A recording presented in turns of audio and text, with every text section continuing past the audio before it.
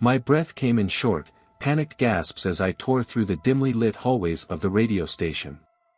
The backup generator bathed everything in an eerie red glow, making the shadows stretch and twist like living, writhing things. Each step I took felt wrong, like the carpet beneath me was too soft, almost pulsing under my shoes. It had been 3 days. 3 days without sleep. 3 days since the first of those strange crystalline growths had been found in that old psychiatric hospital on the edge of town. 3 days of non-stop broadcasting, warning people, giving safe zone coordinates, and finally, resorting to desperate prayers. That last cup of coffee I'd forced down sat like fire in my stomach. And now? Now my prayers had been answered with the sound of something alien, segmented limbs scraping along tile floors. From the window in my booth, I'd seen them arrive, Type 1 stalkers. They slid into the lobby with a fluidity that was all wrong, like oil gliding across water. Their bodies stretched unnaturally, bending in ways that turned my stomach. Jagged crystals jutted from their warped forms, catching none of the light, and where their faces should have been, there were only empty sockets glowing faintly, their mouths lined with rows of crystalline fangs sharp enough to tear through anything. The security desk was abandoned. It had been since that night when Bill, the guard, walked out into the street. His neck had been twisted in a way no neck should go, and he'd been humming this haunting, harmonic tune that made the windows shake. That wasn't Bill anymore. He'd become one of the Type 0 twisted, people who tried to fight whatever this was and lost. They ended up grotesque and broken, but still clinging to some horrifying shred of themselves.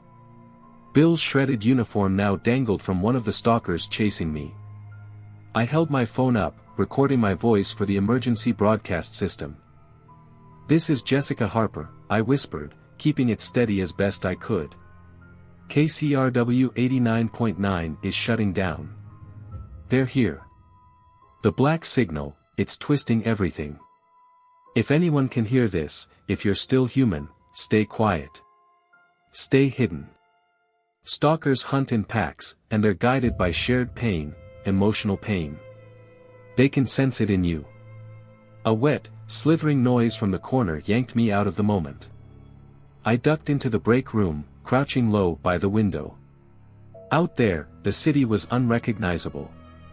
Black crystals jutted out of buildings like malignant tumors, swallowing any light that hit them. The sky hung low, bruised, and sickly, pulsing with shifting colors I didn't have words for. And in the distance, the Hollywood sign was no longer a sign, it had twisted into a grotesque spire of flesh and crystal, each letter stretching upward toward the churning clouds.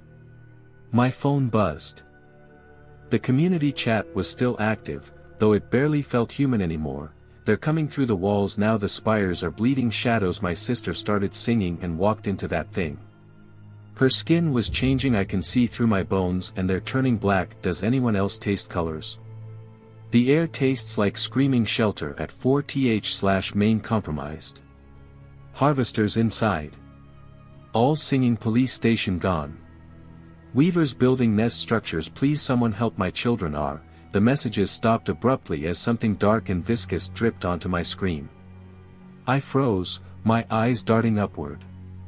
The ceiling was oozing black fluid, moving in ways that defied gravity. A Type 3 phantom was sliding through the wall, its semi-transparent body rippling like smoke. It looked impossibly thin, almost two-dimensional, blending into the shadows like it was part of them. Movement in the doorway made my heart lurch.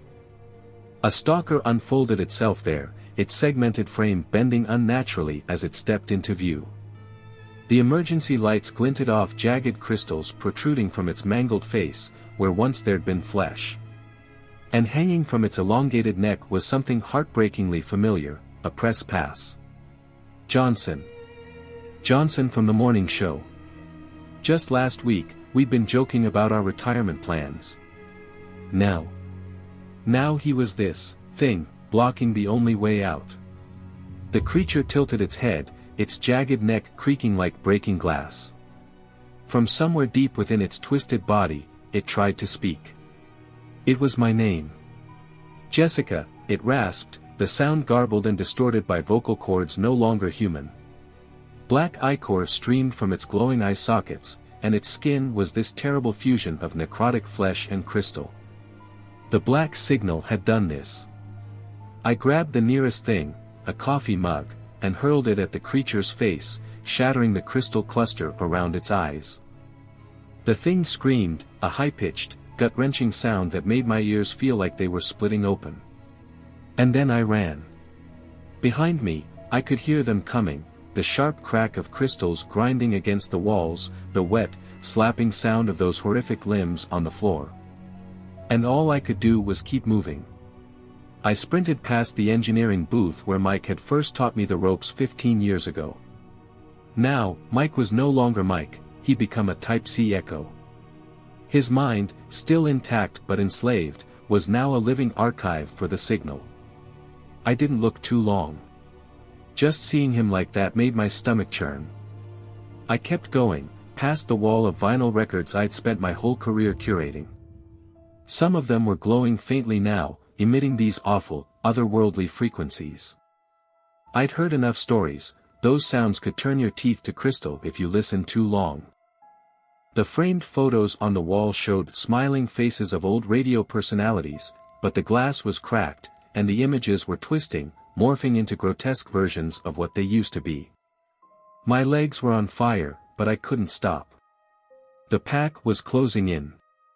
I could hear the clicking of their razor-sharp limbs, the sick, wet sounds of bodies moving in ways no body should, and worst of all, that awful singing. It crawled into my head, made my teeth feel like they were trying to grow out of my skull.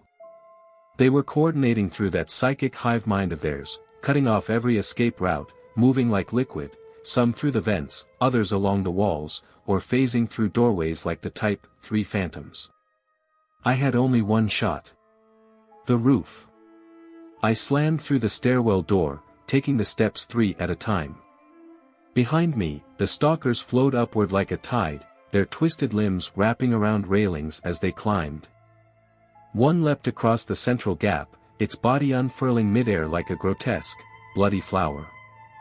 I ducked at the last second, its claws swiping through the space where my head had been a heartbeat earlier. I didn't stop. I couldn't. I hit the roof door with my shoulder, shoving it open, and stumbled out into the night. The air hit me like a slap, cold, heavy, and wrong. The sky above was a nightmare, churning with colors I couldn't name, colors that shouldn't exist outside the deepest reaches of the ocean. The air itself felt thick, like I was wading through it, and there were these patches of absolute darkness that seemed alive, breathing. I froze, looking around. There were more of them. Stalkers, emerging from behind the rooftop equipment. Their bodies, veins of black running through sickly, rippling flesh, moved in unison, herding me toward the edge. I glanced over my shoulder and wished I hadn't. The city below was unrecognizable. The streets weren't streets anymore, they were rivers of writhing shadows. Buildings had bent and twisted toward each other like grotesque lovers, weeping fluids that ate through steel and concrete. The spires of living crystal pulsed with an unnatural light, spreading the black signal's corruption across everything.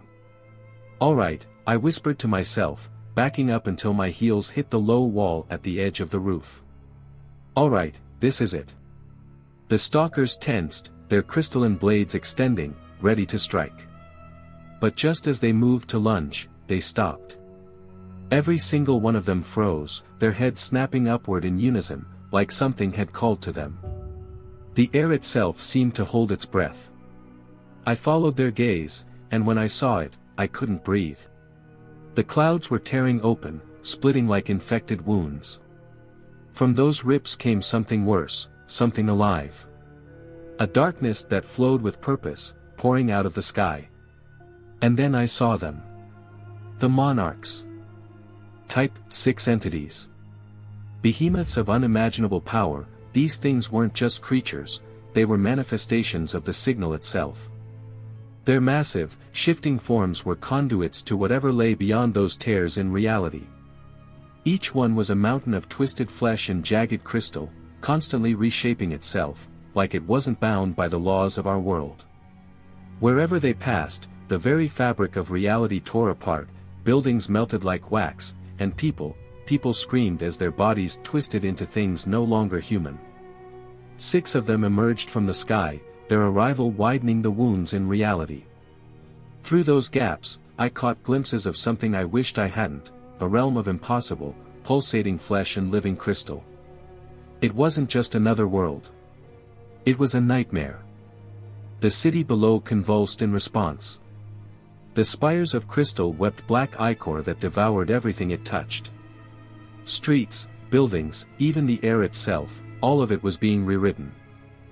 The monarch's presence warped the laws of physics, and visible patterns of light and shadow rippled through the air, altering everything they touched. My phone buzzed again, but I didn't want to look. The chat messages, though, they kept coming. The sky is rotting, oh God, I can see inside them the song, it's in my blood, please make it stop, make it, they're so beautiful it hurts to mommy, why are your arms growing, the geometry makes sense now, I understand, the messages stopped. My heart sank. The stalkers on the roof began to convulse, their bodies responding to something beyond comprehension. Their forms were changing, mutating further under the monarch's influence.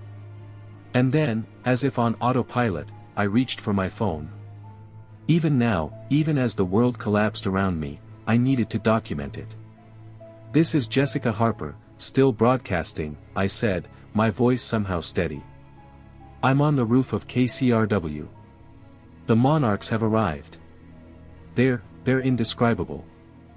They look like something pulled from the deepest part of the ocean, massive, shifting, and impossibly hungry. Wherever they go, reality itself tears apart. Their bodies are mountains of flesh and crystal, and the world bleeds around them. The stalkers didn't even glance her way. They were transfixed, staring up at the sky where something massive and impossibly dark was taking shape above the tallest spire. It was the Hollow King, Type 7, the first Reaper, the apex of all this madness. The air around her thickened, heavy with anticipation, and the metallic tang on her tongue grew stronger, like reality itself was bracing for what was coming next. The transformation is speeding up, I said into the phone, my voice steady despite the chaos. From the edge of the roof, I could see the city dissolving under the signal's power. Black crystal was consuming everything, sprouting like tumors from the streets, the buildings, people. The spires are bleeding some kind of signal. It's not just changing everything, it's rewriting us. I can feel it starting, deep in my blood. These frequencies aren't just sounds, they're instructions. Instructions for reshaping flesh. Above, the Hollow King emerged fully through the gash in the sky. Its monstrous form blotted out the heavens, dripping black ichor as it rose higher. Each drop that fell to the ground below sprouted horrors, new abominations that clawed their way into the corrupted world. The Hollow King was a mountain of fused flesh and crystal, its grotesque, shifting body too vast and alien for the human mind to comprehend. From its warped torso extended for colossal arms, each ending in massive, clawed hands that seemed sculpted from nightmare and living crystal. The claws reflected geometries that twisted the eye, shapes that felt wrong. As it rose into the stratosphere, it spread its arms wide, the claws reaching outward like it was mocking a crucifixion, each hand pointing toward one of the cardinal directions. Around her, the stalkers began to change. She watched in horrified fascination as their bodies melted, twisting and reshaping themselves into even more terrifying forms. The thing that had once been Johnson, her co-worker, her friend, shuddered violently. His body split apart like a grotesque flower, black crystal erupting from his flesh as he evolved into something higher, something worse. The others followed, their screams a chilling blend of agony and ecstasy, harmonizing with the signal's relentless song. She looked down at her phone and froze. It wasn't just in her hand anymore, it was becoming part of her. Black veins spread up her arm, merging with her skin. She could feel the signal coursing through her, vibrating in her blood. Her bones felt alive, pushing against her skin, as if they were trying to escape. Still, she kept speaking. She had to. Someone needed to hear this, even if no one was left to listen. "This is Earth's final broadcast," I said, my voice cracking, though now it wasn't entirely my voice anymore. There was something else layered beneath it, a strange harmony that made the air tremble. My jaw ached, stretching unnaturally as new teeth pushed their way through my gums. My memories, of childhood, first love, ordinary human moments, began to shift. They weren't mine anymore, rewritten with alien logic, twisted into something crystalline and cold. This is how it ends. How we become part of the song. How we, the Hollow King, moved, its enormous hands tracing deliberate, ritualistic patterns through the air. With each motion, space itself seemed to rip and bleed, like the world was screaming in protest. Its claws carved lines into the sky, leaving trails of distortion that shimmered with impossible light, light that the mind couldn't fully grasp. When its movement stilled, the Hollow King's hands aligned with the 6 spires across the city. The air pulsed as the connection was made, and the spires responded, their crystal forms resonating with deep, bone-shaking frequencies that rippled through everything. It felt like reality itself had been pinned in place. Then came the sound. It wasn't a roar, it was something much worse. It was everything. A cacophony of humanity's collective screams, prayers, songs, all mashed together, distorted, and amplified into a single frequency that tore at the edges of existence. The Hollow King's claws began to twist, each slow rotation sending new waves of energy through the spires. Each spire pulsed brighter, spewing light that wasn't light, something that felt alive and invasive. The sky cracked, fractures spreading across it like glass shattering in slow motion. From the fissures, ribbons of writhing darkness spilled out, twisting and wriggling as they connected the spires to the Hollow King's grotesque crown, an alien structure of thorns, teeth, and jagged crystal. Reality began to collapse in on itself. The world folded, bent, and twisted into shapes that shouldn't exist. The spires erupted in a final crescendo, sending waves of transformation in every direction. Flesh and crystal surged outward, consuming the land, the buildings, and anything still alive. The wave passed over everything, erasing what it touched, replacing it with something unrecognizable, something new. I felt it happening, my body tearing apart and piecing itself back together into something far beyond what it had ever been. Hunger filled every fragment of my being, a deep, primal need that burned hotter with every passing second. My mind stretched outward, threading itself into a vast web of transformed consciousness, a network that now enveloped the remnants of Earth. The last sight my human eyes took in was the Hollow King completing its final motion. Its massive crystalline claws locked into place, and with that, Earth's atmosphere solidified into a forever night of unyielding black crystal. Far from this world, in distant systems, frequency analysts would soon pick up something new in the black signal, an unsettling hum beneath the chaos, layered with whispers that carried dread, change, and a chilling kind of invitation. Those who heard it would wonder at its meaning, trying to decipher its secrets, but none would truly understand until their own skies split and their lands birthed spires. By then, it would be far too late. Whatever I had been as Deirdre Byrne had been swept away by the tide of transformation. What remained was something new, something alien, a Type 5 siren. In this new form, I had a purpose so clear it felt preordained, to guide others through their own metamorphoses. The skills that once drew listeners to my late-night radio broadcasts now served the signal. My voice, infused with impossible harmonics, reached out to those still resisting, luring them into the fold, showing them the beauty of surrender. The signal had gained a new voice, a voice that resonated through the black crystal veins of what used to be oceans, mountains, and cities. It carried through the screaming remnants of the human mind, through the corrupted networks of flesh and crystal that the world had become. My final broadcast echoed eternally, a chronicle of Earth's last stand, a record of its ultimate surrender. It was horrifying. It was perfect. Earth's transformation was complete. The Hollow King, satisfied, turned its gaze outward. Its crystalline claws began to stretch toward new worlds, hungering for fresh horizons to reshape. And somewhere, deep within the eternal frequency that now pulsed across the universe, a faint shard of my human self lingered, trapped, but aware. A small fragment of Deirdre Byrne remained, endlessly narrating the symphony of flesh and crystal that Earth had become. The signals sang on, and the stars waited their turn.